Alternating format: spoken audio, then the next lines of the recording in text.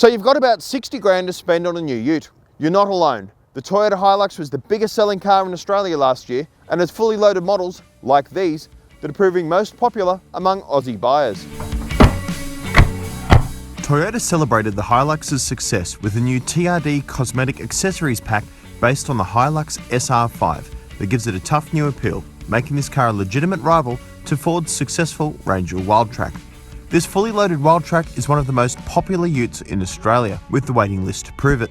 The dark horse here is Nissan's recently updated Navara. Sophisticated coil suspension in the original model didn't quite make the grade, so Nissan has firmed everything up to make it a better bet.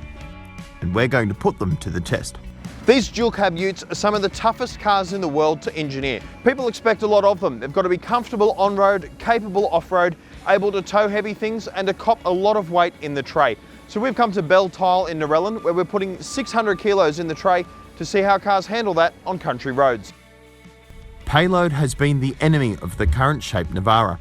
Nissan introduced a car-like coil spring rear end for the NP300 Navara, and it was never as good as leaf-sprung rivals when put to work. This revised car has stiffer suspension at the front and rear intended to address the issue, but it doesn't work. The Navara suspension really isn't able to cope with a decent load on board, relying heavily on rubber bump stops that do a poor job of controlling its movements. There's a reason every serious ute has leaf springs and not these coil units. You really do need them to do the job properly. The Ford Ranger is a much better bet. It's the biggest car here, and its powerful engine is comparatively effortless when tested.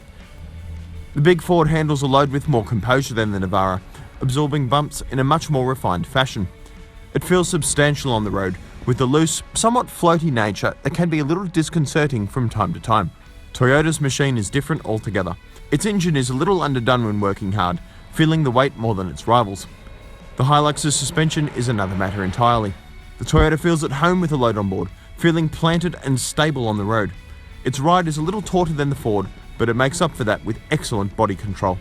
Driving these cars with weight on board is quite illuminating. The Ranger and the HiLux perform very well, with the Toyota being the pick of the trio if you do need to carry a lot of weight in the tray. I really couldn't say the same thing about the Navara. It just isn't able to cope with a heavy load.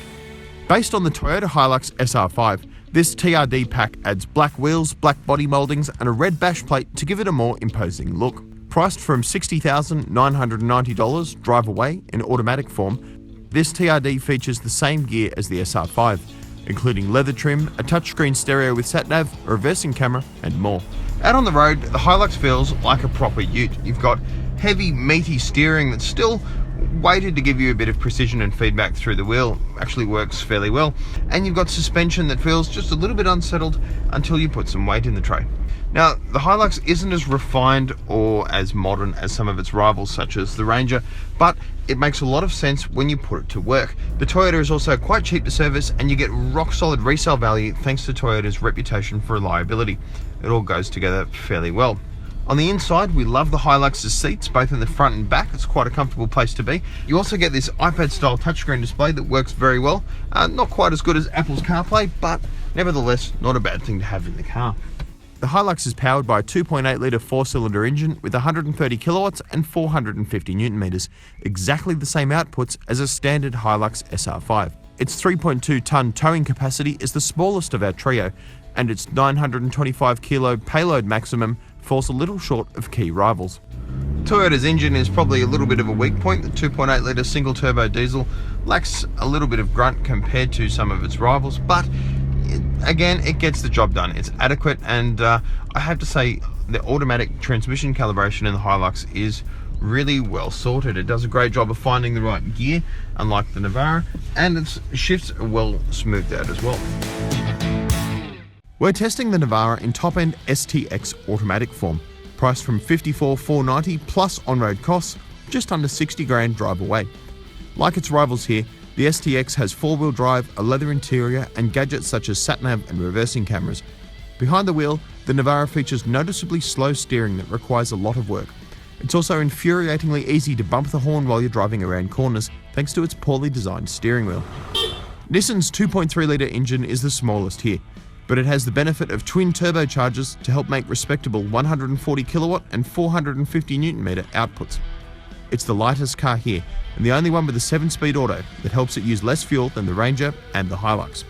The engine always feels just a little more strained than some of its rivals. It's certainly quite loud. Now, it does have plenty of punch thanks to that twin turbo engine, but there's something about it that just lacks that little bit of refinement. And I have to say, I'm not a huge fan of its 7-speed automatic transmission either. You can catch it between gears from time to time. It does feel like 6 is a sweeter number, and some of its downshifts particularly just aren't quite as refined as what you'd find in something like the HiLux. On the inside, for me, this is the bottom of the pack as well. This dash top stereo setup looks pretty dated. I like the tablet style setup in the HiLux, and I'm certainly a fan of the Ranger's system that's loaded up with Apple CarPlay and that sort of gear. The Navara does feel just bland and generic on the inside. I'm not a huge fan of this car, and yeah, it'd be interesting to see how it goes on the sales charts.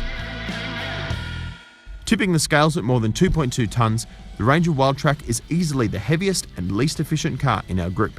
It also carries a weight of expectation, as the Ranger is the reigning Best Ute champion in Drive's Car of the Year awards. Ford's top-tier Wildtrak is the most expensive car here, priced from $61,790 plus on-road costs in automatic form.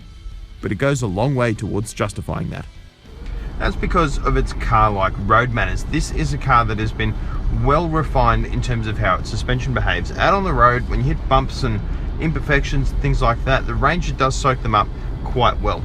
You also have some car-like features in the interior. You've got Apple CarPlay in a touchscreen that has Android Auto features as well, so really it behaves as an extension of your smartphone. You've got things like charcoal leather with this interesting orange textile pattern throughout. You've got orange top stitching across the dashboard, and this excellent dashboard display here that you've got a big analog speedo in front and then separate driver information panels either side, including a digital speedometer. You also have some great safety features as well. This Wildtrak model has things like lane keeping assistance and forward collision warning and active cruise control systems that really do make it quite a breeze to drive on the road. If I had to pick one of these cars to take on a long drive, it would absolutely be the Ranger.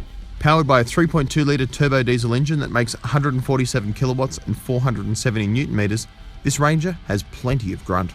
The Ranger's engine is another strong point, quite literally, as it produces more power and torque than the other rivals we've got here. By comparison, it feels effortless when you've got a big load in the tray. While the suspension does feel a little bit floaty and pitchy compared to the HiLux, this engine does pull along like a train. Part of the appeal of these four-wheel drive utes is that they can get you where you need to go. A day on the beach showed that all three are useful when taken off-road. The Navara's lightweight and skinny tyres make it feel like an SUV when you go off the beaten track. Except for that slow steering. It's not a bad thing. Ford's Ranger is much harder work. You can really feel the heavy weight of the big Wildtrak working against it, particularly in really soft stuff. The HiLux, by comparison, took it all in its stride, feeling the most accomplished off-road thanks to a combination of fat all-purpose tyres and a lighter weight than the Ford. Of course, most of these utes are going to spend the majority of time on sealed blacktop, particularly if you live near a capital city. All three have their merits, and there's a car to suit every need. The Nissan is adequate until you put it to work, but it just doesn't function properly with the load in the tray. I can't say we recommend it. But these two are much harder to split. If you're genuinely buying a dual cab 4x4 ute to take it off-road, to tow heavy things and put a load in the tray, the Toyota HiLux is the one to get.